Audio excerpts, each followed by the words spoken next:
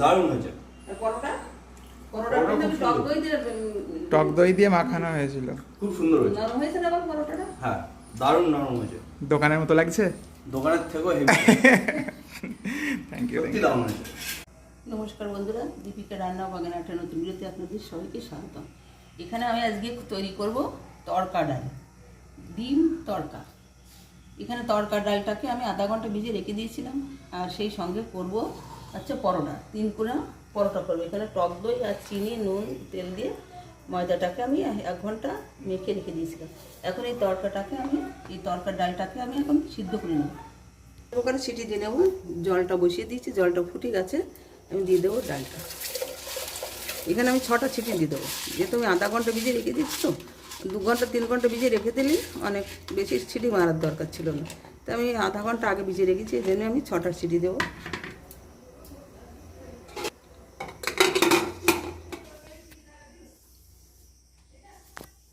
ডিম তড়কা করব, তার জন্যই কড়াইতে দিয়ে দিচ্ছি সর্ষের তেল।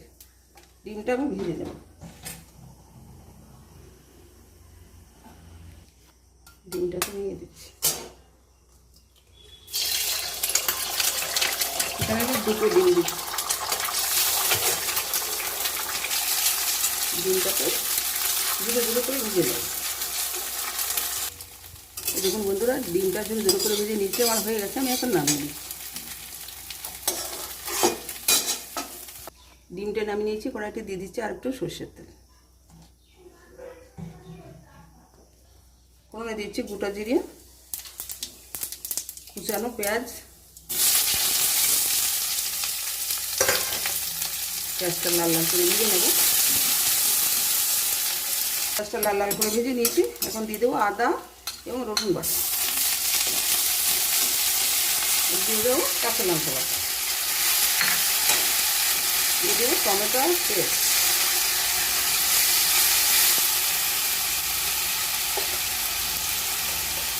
এক চামচ ধনের গুঁড়ো, দেবো 1 চামচ জিরে গুঁড়ো,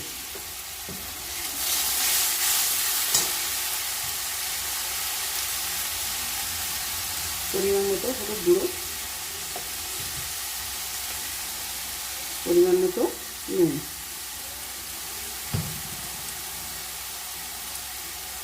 তার জন্য দিয়ে দিচ্ছি একটু জল। জল না দিলে মশলাটা ভালো কষা হবে না।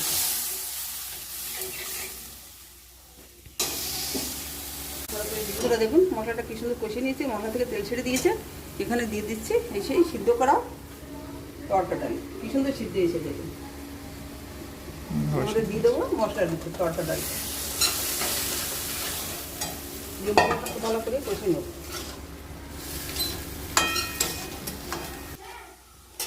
বন্ধু, তড়কার ডালটা সিদ্ধ করেছিলাম, যে জলটা ছিল সেই জলটা আমি দিয়ে দিচ্ছি। এর সঙ্গে ডালও রয়েছে 2-1টা, কিছু হলো না। এখন এবার দিয়ে দেবো যে ডিমটা ভেজে রেখেছিলাম গুঁড়ো করে, সেটা দিয়ে দিচ্ছি।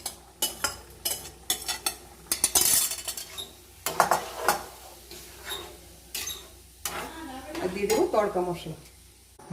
দিয়ে দিচ্ছি তড়কা মশলা। এই দেখুন তড়কা মশলা 1 প্যাকেট পুরো দিয়ে দিলাম। অনেকটা লাগবে পুরোটাই। একটু এবার বন্ধ করে হচ্ছে। তড়কার আসল মশলা তো এইটা না দিলে তো হয় না। বন্ধ বেরিয়েছে কি সুন্দর। একটু ঢাকা দিয়ে রেখে দিই, মশলাটা ডালের ভিতরে ঢুকো। বন্ধুরা দেখুন, রান্না হয়ে গেছে আমার তড়কা ডাল। আমি এখন নামিয়ে নিচ্ছি। গ্যাসটা অফ করবো।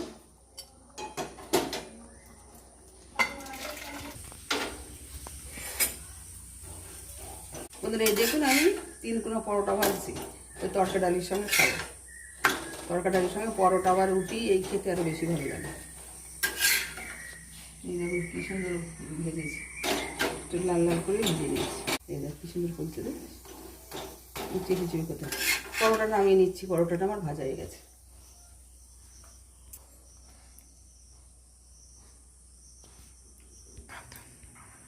বন্ধুরা তৈরি হয়ে গেছে আবার তড়কা ডাল, ডিম তড়কা। আমি এখন পরিবেশন করছি।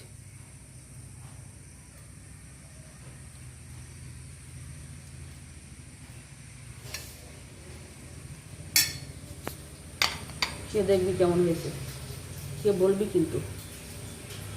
খেয়ে দেখ। খেয়ে দেখ কেমন হয়েছে, ডালটা কেমন হয়েছে বলে। দারুণ হয়েছে। আর পরোটা, পরোটা পরোটা কিন্তু খুব টক সুন্দর। দই দিয়ে টক দই দিয়ে মাখানো হয়েছিল। খুব সুন্দর হয়েছে। নরম হয়েছে না বল পরোটাটা। হ্যাঁ, দারুণ নরম হয়েছে। দোকানের মতো লাগছে। দোকানের থেকেও হেভি। Thank you. সত্যি দারুণ হয়েছে। বন্ধুরা ভিডিওটি আপনাদের কেমন লেগেছে কমেন্টে আমাকে জানাবেন, আর আমার এই ভিডিওটিতে লাইক শেয়ার সাবস্ক্রাইব করবেন। যারা ভিডিওটি ফেসবুক থেকে দেখছেন তারা পেজটিকে ফলো করবেন। ধন্যবাদ, সবাই ভালো থাকবেন। দেখা হচ্ছে আরও এরকম নতুন নতুন অনেক রেসিপি।